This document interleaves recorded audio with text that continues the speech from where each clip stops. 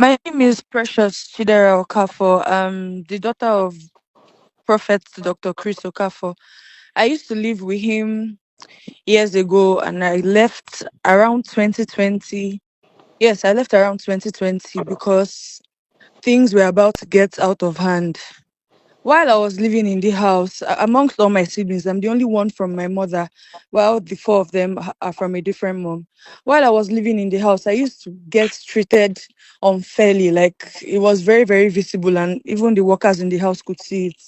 And one evening, he called me to his room that he wanted to speak to me. And Okay. after I went in, he was, standing behind the door. And then he locked the door and he said I should sit down. And I sat on his bed and he started speaking to me.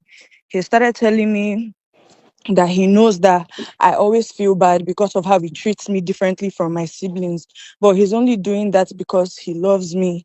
And he wishes that fathers could marry their daughters, that he would have gotten married to me. And that was when he started to touch me, like touch me all over my body. And in that moment, I was sitting very still and frozen because I could not really understand what was going on. And that was how we continued. On different occasions, he would call me. Like another time, he called me and then he locked the door again and then he started trying to kiss me all over on my lips and all over my body. And it felt like I was quiet for a long time because for me, as at that time, I was somebody that was so desperately seeking the validation of my father.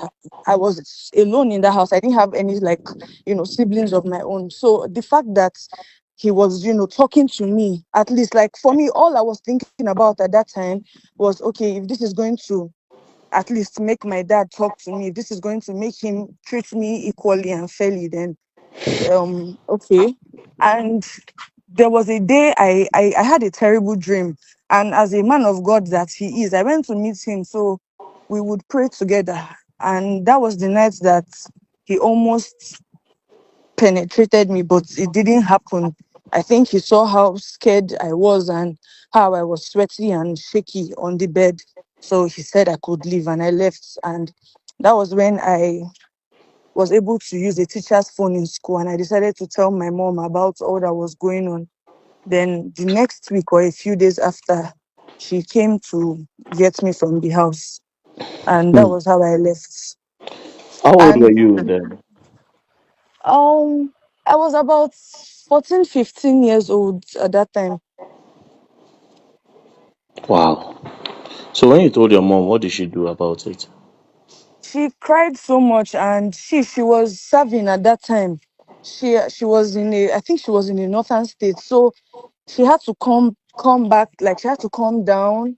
And mind you, I don't know if I should put this out there, but he also forcefully had his way with my mom when she was 15. That was how she was pregnant. That You was how raped, she got pregnant.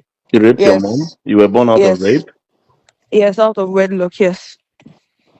Wow. When she was just 15, she used to attend this church and she was in the choir. So that was how he knew her and that was how he raped her. So who pays your school fees? Like who pays your school fees, saw you through school? Presently, everything has been my mom. For since I left his house, I haven't spoken to him. He hasn't reached out. He tried to reach out once. He called me one evening, but he wasn't saying anything basically. He was sounding so prideful and asking me why I also did not reach out to him, that the phone works both ways. And the conversation did not lead anywhere. It was just that one call in the whole of 5 years, and that happened in the beginning of this year. That was when he tried to call me. Does your mom try to go to him and take money from him for your upkeep or for your school fees? Never, never. The only time she did that was when I was still with her before I fully moved in into my father's house. When I was with her and she would go to meet him that, oh, she wants to pay my school fees. She wants to do this for me. And she opened up to me last year that that the reason why she's so bitter towards my father is because he treated her like an object. Like all the times that she would come to the house to come and ask for school fees or ask for anything, he would try and try and try to have his way with her.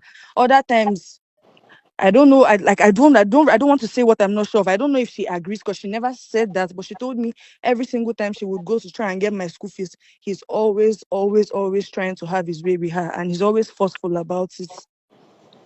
So anytime she goes to ask him for your upkeep, he tries to sleep with her, and sometimes he tries to even rape her.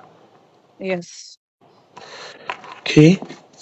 Wow. And while living in the house, countless times, even as a child, I did not really understand it. But growing up, I saw how that rejection made me feel. There are countless times he would take I and my sister Marachi to go and run DNA tests. And even if he runs the test and he sees that we are his children, he still tells people and just like says it that we are not his children for some reason. And I don't really know what his reason is. Tells everybody that, I'm not his child. Wow. How old are you now? I'm 20.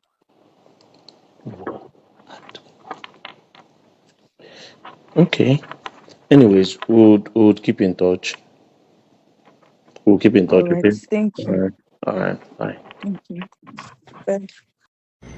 Now, Barrister Marcel Opara, if you listen to this call that I had with this girl, now this call was on the 22nd of December at around 7:05 p.m. was when we had this call. Now, listen to it properly. What you are trying to use as a defense and as a damage control, the DNA test, that these are not his kids, he has been using it since against these kids.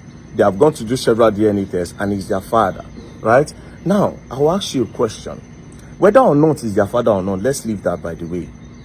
But how are you a pastor and a 14-year-old girl who is meant to be your daughter, whether not your daughter or not, but as a father, as an uncle, or whatever thing you be, or as a guardian, you carry her into your room, and then you say you wish that father can marry daughters, and you start kissing and touching her.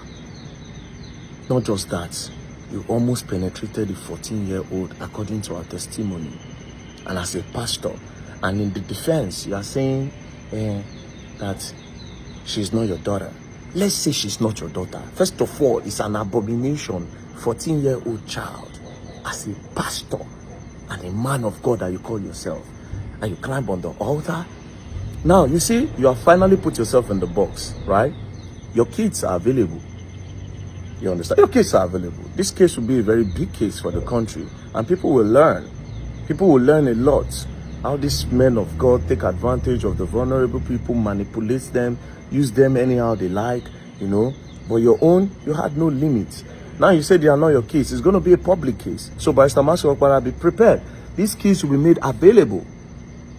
Do you understand? They'll be made available. Heavy security. It's going to be a public case. They'll use a public hospital. Cameras everywhere. The DNA test will be conducted on all of them. Your wife might be present. Do you understand? The mother of the kids is still very much alive. This one that made this confession now, do you understand? It's the other ones, the one where we say you do before. According to her, she said the mother even told her that you do forceful entry on the mama when she did 15 years old. And you won't do the same thing to the daughter when she did 14 years old. May God forgive all of you. But then again, the DNA test will be done. Since that's what you want to use as a defense and as a damage control. You all will learn. You all will learn the hard way. Don't play.